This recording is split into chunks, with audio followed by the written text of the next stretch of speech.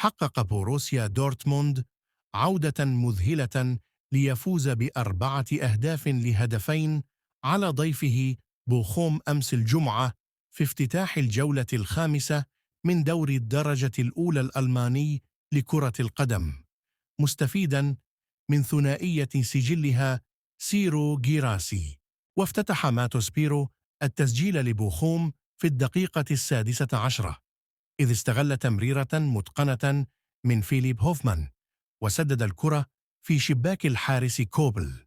وبعدها ب5 دقائق ارتكب كوبل خطأ في التعامل مع الكرة ليعزز المهاجم داني ديفيت تقدم بوخوم، وبدأ دورتموند عاجزا عن إيجاد الحلول لهز الشباك في ظل تألق حارس المرمى باتريك تريويس في التصدي لعدد من الكرات الخطيرة. وبعدها نجح جيراسي أخيرا في تقليص الفارق بهدف من ضربة رأس قبيل نهاية الشوط الأول مباشرة إثر عرضية من لاعب خط الوسط جوليان براندت.